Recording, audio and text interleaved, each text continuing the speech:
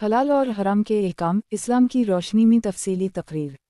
बसम अल्लाह अर्रहमान अर्रहीम। तमाम तारीफ़ें उस अल्लाह के लिए जो रब्बुल आलमीन है, जो हर चीज़ का खालिक और मालिक है, और बेशुमार दरूद व सलाम हूँ नबी करीम हज़रत मोहम्मद सल्लल्लाहु अलैहि वसल्लम पर, जिन्होंने हमें हलाल और हराम का फ़र्क सिखाया और हमें ज़िंदगी गुजारने का सही रास्ता बताया। अज़ीज़ान मुहतरम, आज का हमारा मौजू है हलाल और हराम के अहकाम, इस्लाम की रोशनी में। ये वो मौजू है जिस पर कुरान व सुन्नत ने बहुत वाज़ेह रहनुमाई फरमाई है और जिसका ताल्लुक़ हमारी रोज़मर्रा ज़िंदगी से बहुत गहरा है। हलाल और हराम की तमीज़ ही इंसान की निजात और फलाह का सबब है। हलाल व हराम का मफ़हूम। हलाल का मतलब है वो चीज़ या अमल जो अल्लाह ताला ने जायज़ और मुबाह करार दिया है, जबकि हराम वो चीज़ या अमल है जिसे अल्लाह और इसके रसूल सल्लल्लाहु अलैहि वसल्लम ने सख्ती से मना फरमाया है।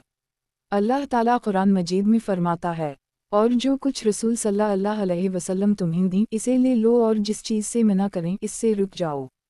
सूरत अल-हश्र 7। यानी हलाल व हराम का मयार कुरान और सुन्नत है, इंसान की ख्वाहिशात नहीं।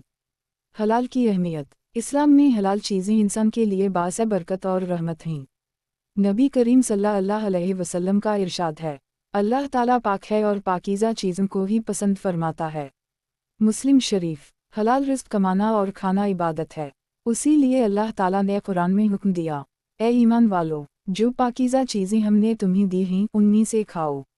सूरत अल-बक़रा 172। हराम का नुक़सान और वईद।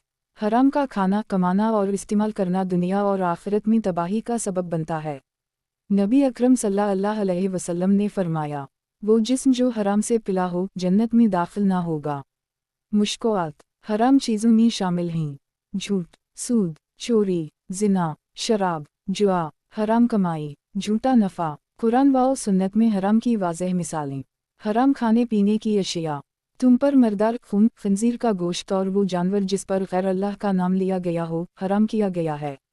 सूरत अल-माइदा 3। सूद। और अल्लाह ने तिजारत को हलाल और सूद को हराम करार दिया है।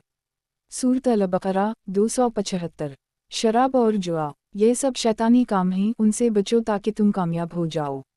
सूरत अल-माइदा 90। हलाल कमाई की फ़जीलत। हज़रत साद बिन अबी वक़ास रज़ी अल्लाह अन्हा से रिवायत है कि नबी अकरम सल्लल्लाहु अलैहि वसल्लम ने फरमाया, ए साद, पाकीज़ा खाओ ताकि तेरी दुआ कबूल हो। यानी हलाल कमाई इंसान की दुआओं की कबूलियत का ज़रिया बनती है।